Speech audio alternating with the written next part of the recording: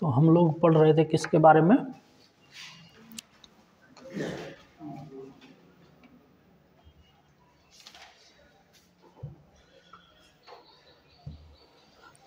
Tetrad के बारे में देख रहे थे, है ना। अब इसमें सबसे पहले यहाँ से तुम लोग समझ लो, पढ़ाए थे, हेडिंग में था क्या? माइक्रो स्पोरोजेनेसिस, है ना। लिखना नहीं, शॉर्टकट में एक बार। माइक्रो स्पोरोजेनेसिस का हिंदी होता है लघु बीजाणु जनन। क्या होता है? लघु बीजाणु जनन। अब लघु बीजाणु जनन का अगर यदि हम बात करें तो इसमें हम क्या देखे थे कि एक था माइक्रो स्पोर मदर सेल। इसमें कौन डिवीजन हुआ था? Meiosis division. कौन डिवीजन? मियोसिस डिवीजन हुआ। मियोसिस डिवीजन में एक से कितना बनता है? पढ़ाए न रे। एक से कितना बनता है?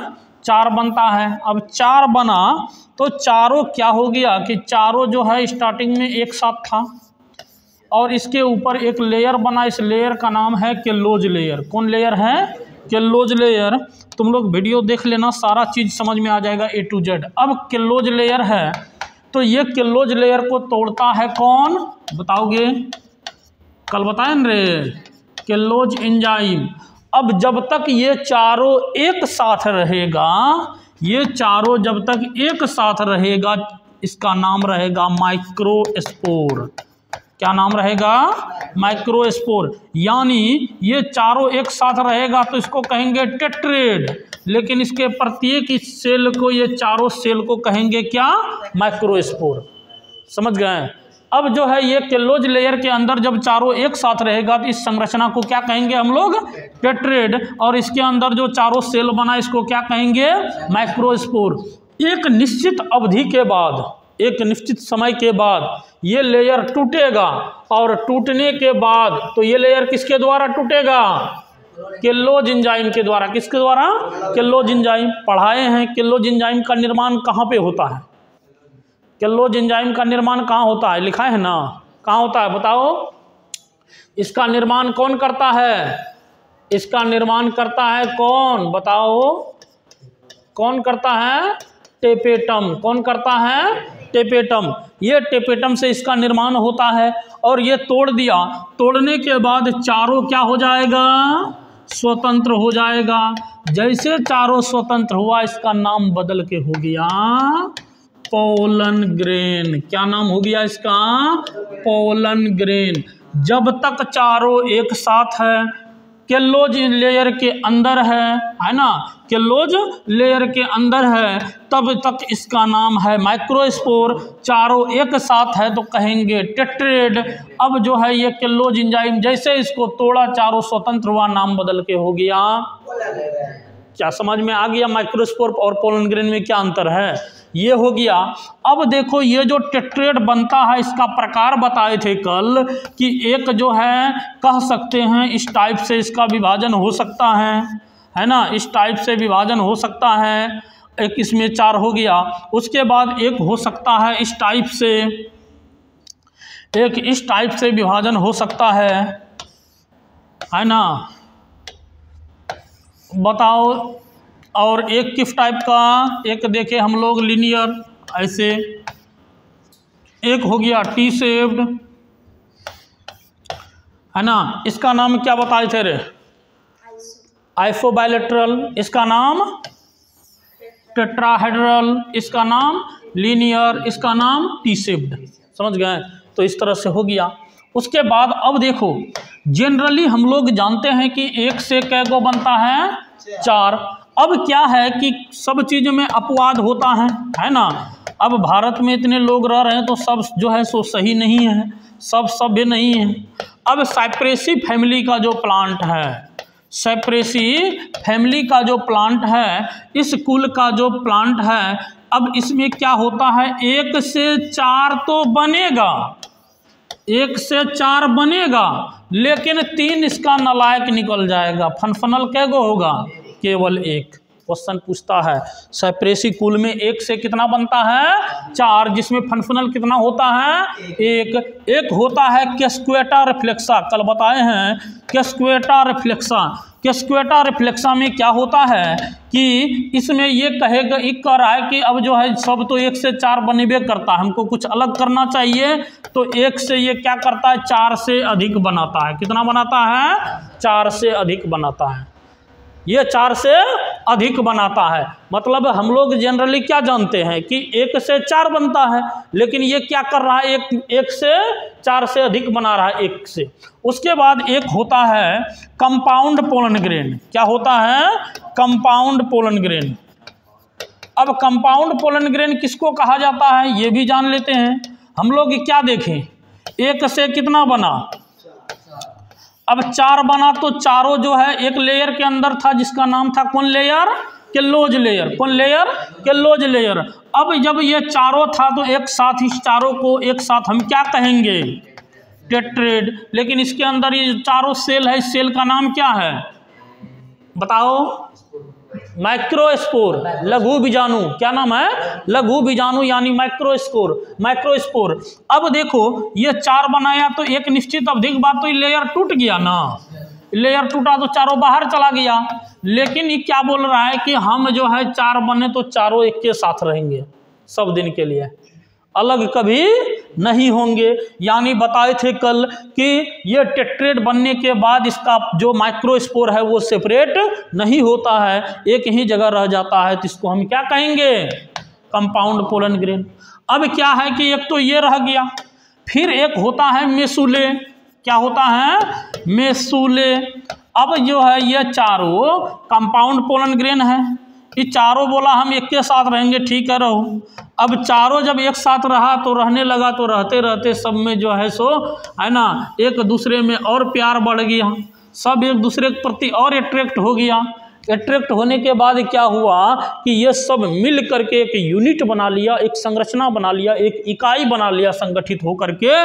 और इसी संगठित यही संरचना को कहा जाता है क्या मेसूले, यानी कंपाउंड पोलन ग्रेन। यानी कंपाउंड पोलन ग्रेन संगठित होकर एक संरचना बनाता है जिसे हम लोग क्या कहते हैं मेसूले। क्या कहते हैं मेसूले। कुछ है इसमें। उसके बाद एक पोलेनियम होता है। अब पोलेनियम क्या हम लोग जनरली जानते हैं कि पोलन सेक जो होता है इस टाइप से होता है ये, लेकिन क्या करता है कि ये बेग लाइक स्ट्रक्चर में बनाता है। कैसा बनाता है बेग लाइक स्ट्रक्चर। जब बेग लाइक स्ट्रक्चर एंथर के अंदर, जब बेग के समान संरचना के अंदर एंथर में माइक्रोस्पोरेंजियम उपस्थित हो, लघु बीजाणुधानी उपस्थित हो, तो वही संरचना को हम क्या कहेंगे पोलेनियम। ठीक है। अब हम लोग देखेंगे पोलन ग्रेन के बारे में। लिखो हेडिंग में पोलन ग्रेन।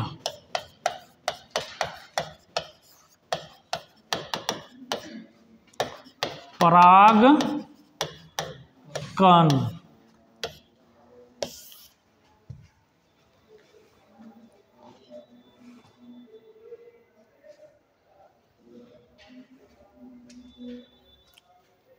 पराग कण। पोलन ग्रेन का क्या लिखेंगे परागकण। अब परागकण का अगर हम बात करते हैं, ये परागकण क्या होता है। एक तो कह सकते हैं कि यह लघु बीजाणु का प्रथम कोशिका है। क्या है प्रथम कोशिका होता है। दूसरा कह सकते हैं पोलन ग्रेन हमेशा हैप्लॉइड यानी अगुणित। पोलन ग्रेन हमेशा हैप्लॉइड यानी अगुणित होता है। क्या होता है अगुणित होता है। उसके बाद कह सकते हैं कि पोलन ग्रेन ऐसे लिखो माइक्रोस्पोर, अभी तुरंत बताए, माइक्रोस्पोर यानी लघु बीजाणु। लघु बीजाणु जब तक टेट्रेड के अंदर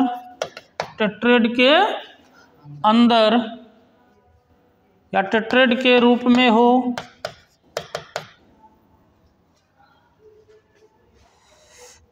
लिख लिए, इसको लिख लिए। इसका सेंटेंस थोड़ा सा सुधार करने की जरूरत है। कह सकते हैं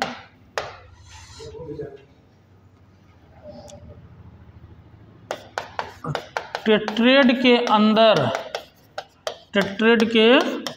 अंदर उपस्थित मेल गैमेट को, यानी नर युग्मक को, मेल गैमेट मतलब क्या, नर युग्मक, टेट्रेड के अंदर उपस्थित नर युग्मक को माइक्रोस्पोर कहा जाता है। जैसे ही यह टेट्रेड से बाहर निकलता है,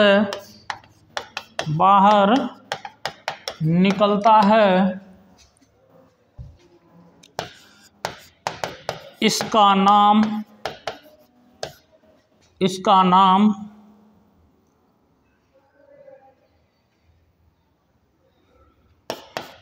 पोलन ग्रेन हो जाता है। पोलन ग्रेन हो जाता है।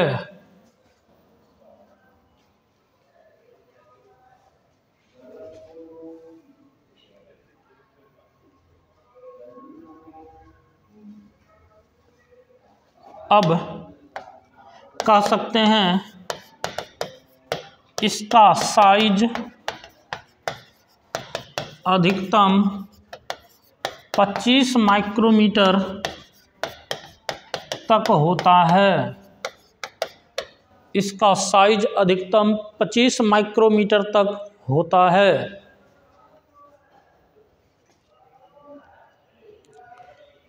इसका साइज अधिकतम कितना होता है? 25 माइक्रोमीटर तक होता है।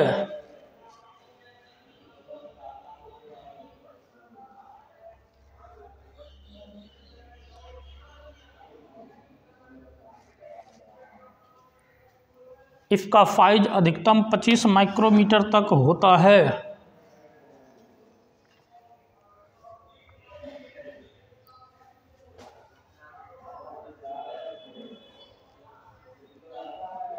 अधिकतम कितना माइक्रोमीटर तक होता है? 25 माइक्रोमीटर तक कहेंगे। यह मुख्य रूप से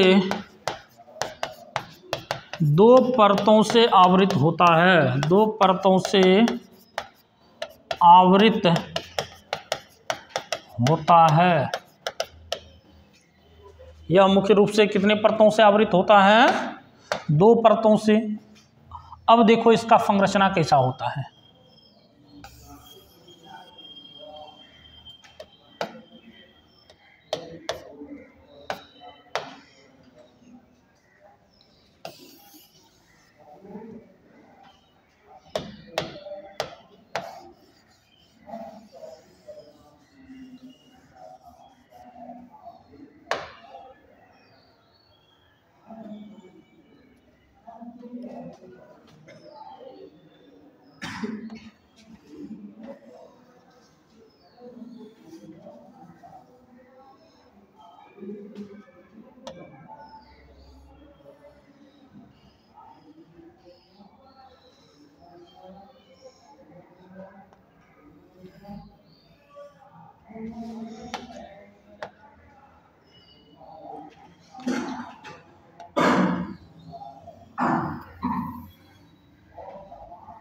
बनाओ इसको, मिटेगा नहीं।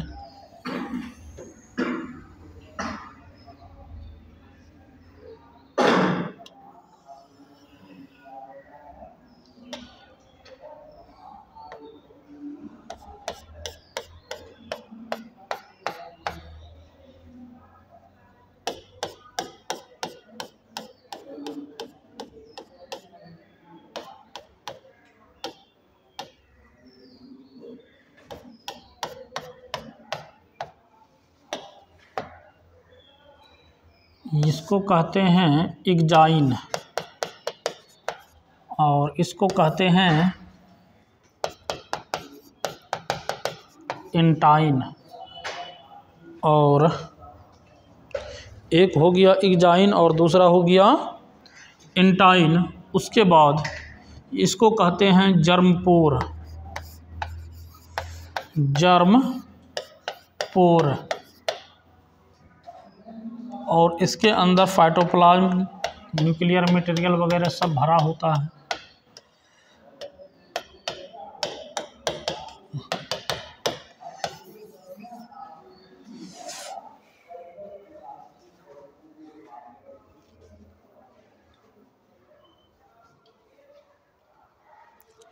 अगर पोलन ग्रेन के बारे में पूछे कि इसका आकार कैसा होता है तो क्या बोलेंगे? यहाँ पर एक पॉइंट और ऐड कर दो, इसका आकार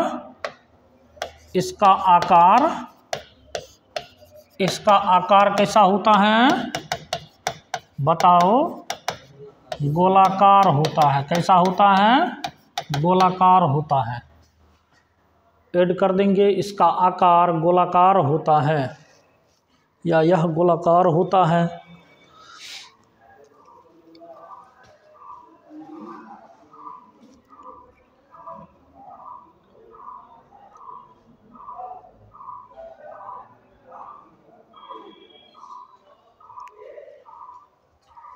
हो गया। एग्जाइन मतलब बाह्यचूल। इसका अगर हिंदी बात करें तो इसका हिंदी क्या होता है? बाह्यचूल। इसको कहते हैं अंतःचूल। इसको कहते हैं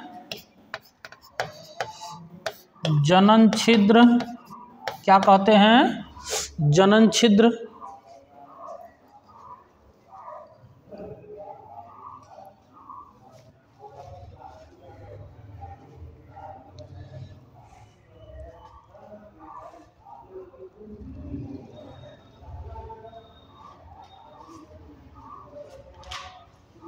हो गया। अब देखो इसमें है क्या? एक है बाह्य परत, बाह्यचूल है ना। क्या है? एक इग्जाइन, बाह्यचूल। अब इग्जाइन का अगर यदि हम बात करें, इग्जाइन का बात करें हम, बाह्यचूल का बात करें अगर यदि हम, तो बाह्यचूल क्या होता है ना। ये जो है कह सकते हैं, देखो यहाँ, यह पोलन ग्रेन का बाहरी आवरण है ना। ये क्या होता है? पोलन ग्रेन का बाहरी आवरण होता है। यह आवरण काफ़ी मोटा होता है। अंदर वाला ग्रीन वाला देख रहे हैं पतला है, लेकिन ये वाला यहाँ से लेके यहाँ तक है। ये वाला आवरण क्या है? मोटा है। ये वाला आवरण क्या है? मोटा है। अब ये आवरण मोटा हो गया। उसके बाद इसमें एक विशेष प्रकार का पदार्थ पाया जाता है, ये जो हम लोग देख रहे हैं, जिसको कहा जाता है स्पोरोपोलेनिन। क्या कहा जाता है? स्पोरोपोलेनिन। स्पोरोपोलेनिन जो है इसको कठोरता प्रदान करता है। क्या करता है? कठोरता यानी मजबूती प्रदान करने का ये कार्य करता है स्पोरोपोलेनिन। और यह जो मजबूती प्रदान करने का कार्य करता है, और दूसरे बात क्या है कि यह जो होता है आर्द्रता ग्राही होता है। और स्पोरोपोलेनिन जो है ये जैविक या रासायनिक रूप से अपघटित नहीं होता है, यह अपघटित नहीं होता है, इसलिए परागकण जो है अवशेष के रूप में वो जमा रहता है ना। क्वेश्चन ये कई बार पूछा जा चुका है कि स्पोरो कौन सा पदार्थ की उपस्थिति के कारण परागकण का अपघटन नहीं होता है, ये आर्द्रता ग्राही होता है, तो स्पोरोपोलेनिन। क्या हो जाएगा? स्पोरोपोलेनिन। तो हम लोग लिखते चलेंगे एक एक पॉइंट को और समझते चलेंगे। तो सबसे पहले कह सकते हैं कि यह परागकण का कौन आवरण है? बाह्य आवरण है। क्या है ये? बाह्य आवरण है। यह परागकण का बाह्य आवरण है।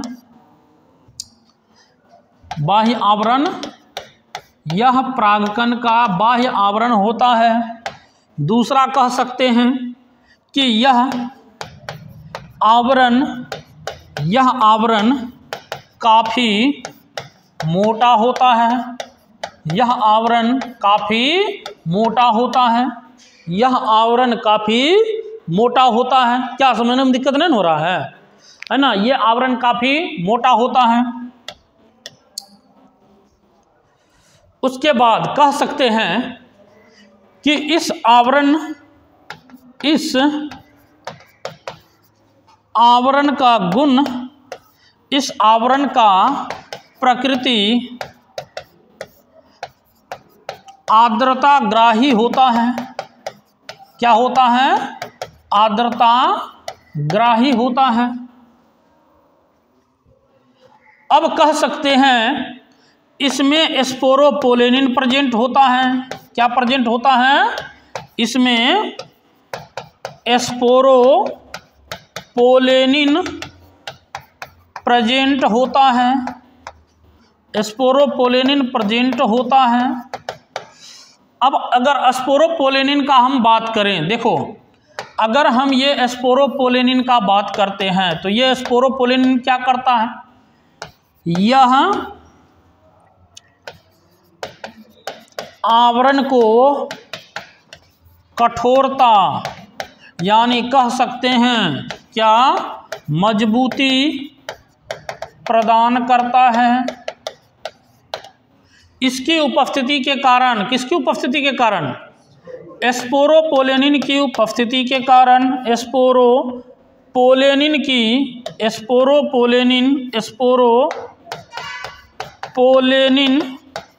की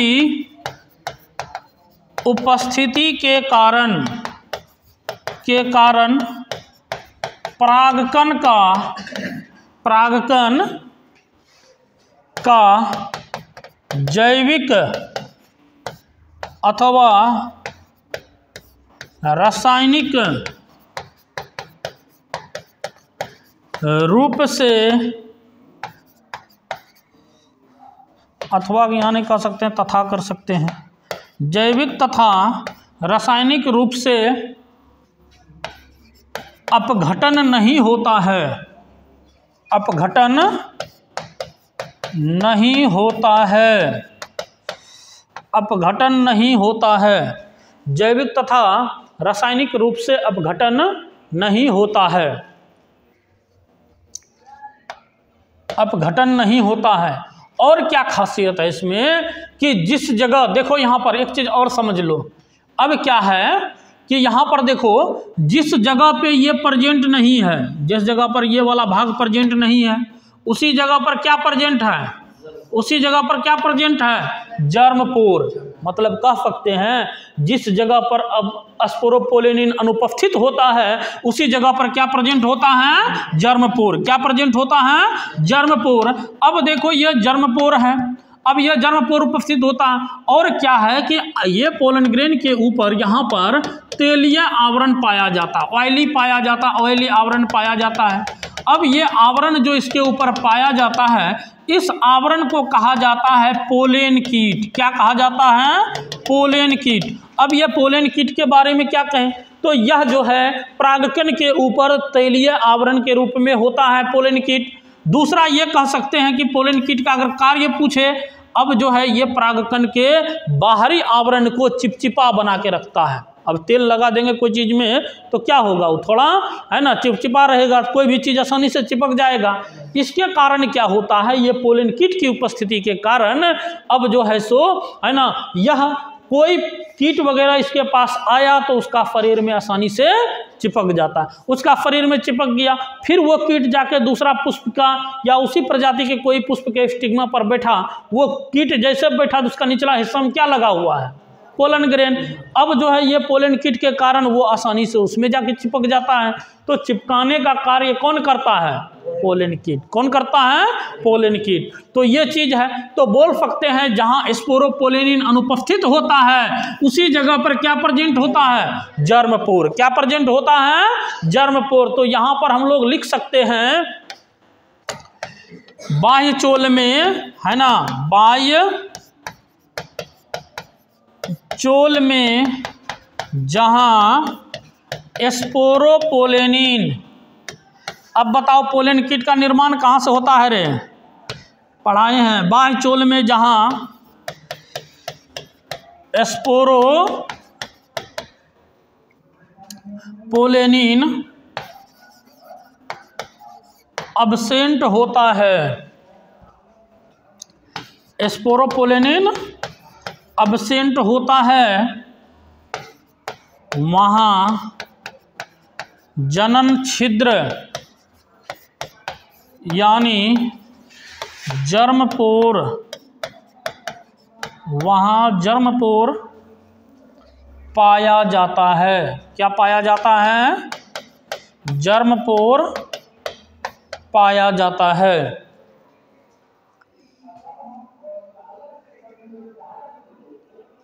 वहाँ क्या पाया जाता है? जर्मपोर पाया जाता है।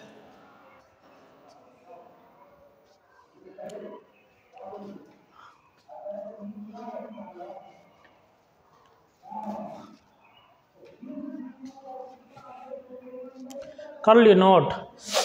अब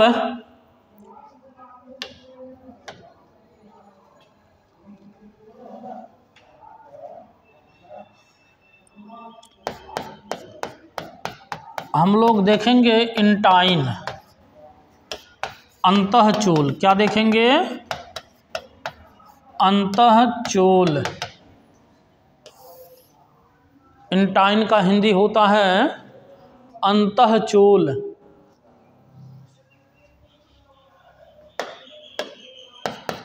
यह पोलन ग्रेन का आंतरिक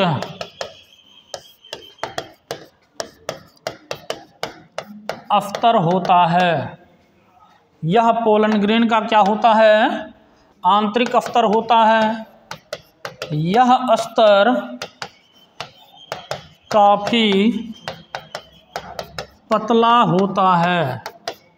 यह अस्तर क्या होता है? काफी पतला होता है। अगला बोलेंगे यह अस्तर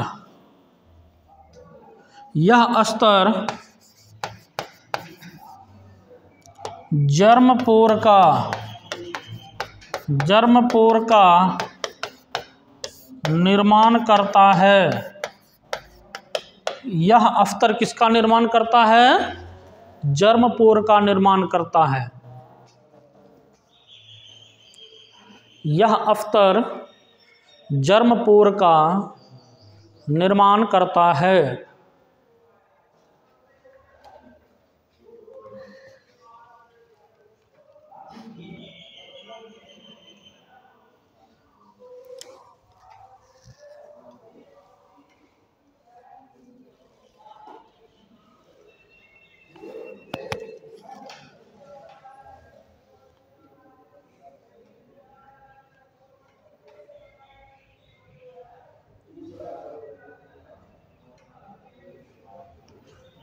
क्या कोई प्रॉब्लम इसमें? यह अस्तर किसका निर्माण करता है? जर्मपोर का निर्माण करता है। ये हो गया हम लोगों का अंतःचूल। क्या हो गया? अंतःचूल। अब देखो एक बता रहे थे अभी पोलन कीट के बारे में, इसको अलग से वहीं पर पॉइंट बना के लिखेंगे।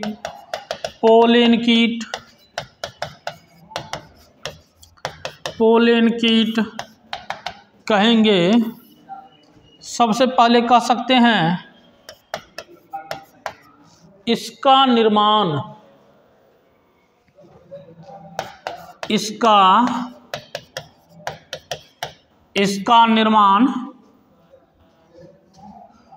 टेपेटम से होता है। टेपेटम से होता है। इसका निर्माण किससे होता है? टेपेटम से होता है। इसका निर्माण टेपेटम से होता है। उसके बाद कह सकते हैं कि यह इग्जाइन का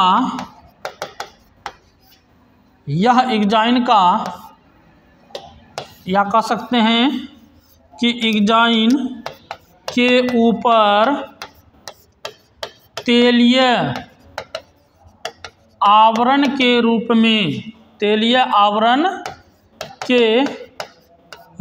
में होता है। यह एंजाइम के ऊपर तेलीय आवरण के रूप में होता है। कौन आवरण के रूप में होता है? तेलीय आवरण के रूप में होता है। उसके बाद कह सकते हैं कि यह परागकण के बाहरी भाग को चिपचिपा बनाता है। क्या बनाता है? चिपचिपा बनाता है,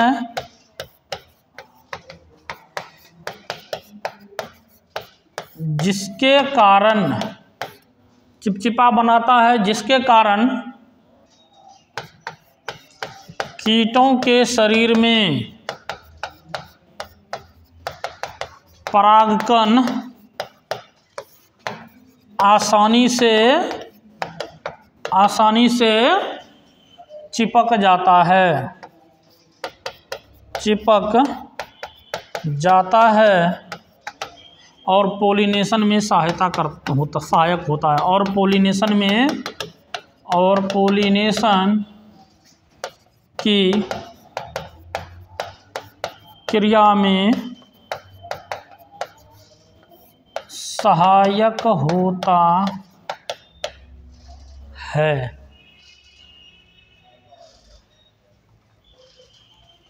तो ये हो गया,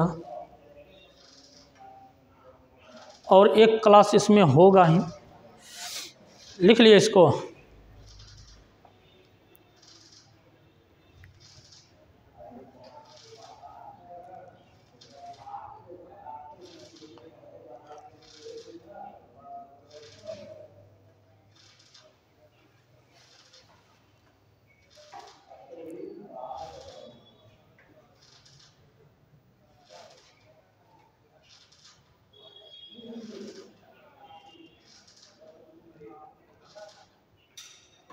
हो गया।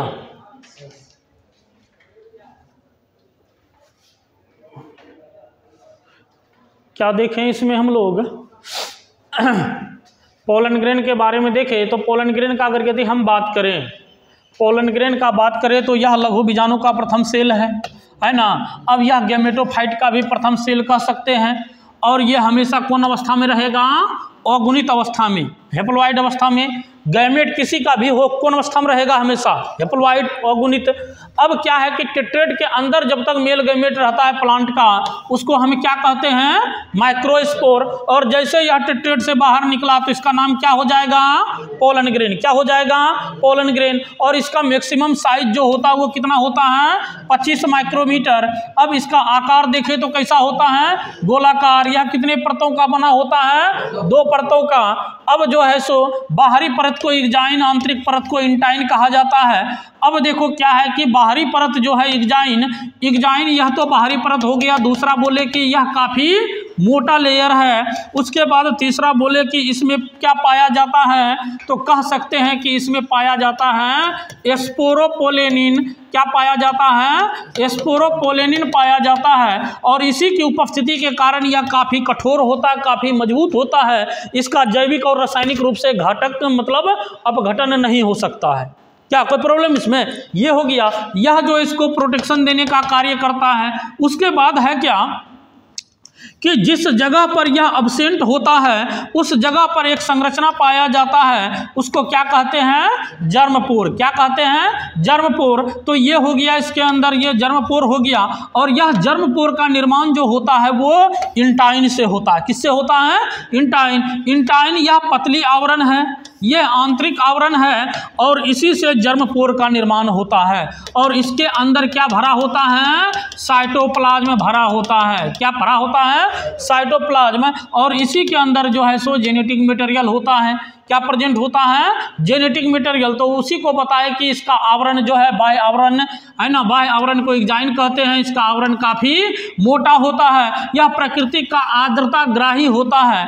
अब एक और है ना कि स्पोरोपोलेनिन का बात करें तो स्पोरोपोलेनिन क्या है, तो यही तुरंत बताए, कठोरता यानी मजबूती प्रदान करने का कार्य करता है, और यह जो है सो किसी प्रकार का घटन से बचाने का कार्य करता है। और जिस जगह पोलन छिद्र पर, जिस जगह पर एंजाइम एब्सेंट होता है वहां क्या प्रेजेंट होता है, जनन छिद्र। क्या प्रेजेंट होता है, जनन छिद्र। और जनन छिद्र का निर्माण जो होता है वो किससे होता है, इंटाइन से। अब पोलन ग्रेन का बात करें तो यह पोलन ग्रेन जो है, सॉरी ये अंताचोल पोलन ग्रेन का आंतरिक स्तर है, यह काफी पतला होता है। उसके बाद पोलन कीट, पोलन कीट का अगर बात करें तो इसका निर्माण जो है टेपेटम से होता है। किससे होता है, टेपेटम। यह एंजाइम के ऊपरी तेलीय आवरण होता है, यह परागकण के बाहरी भाग को चिपचिपा बनाता है, जिसके कारण कीटों के शरीर में क्या होता है, परागकण आसानी से चिपक जाता है और पोलिनेशन की क्रिया में सहायक होती है ना। कल लिखा देंगे सबसे छोटा परागकण, सबसे बड़ा परागकण,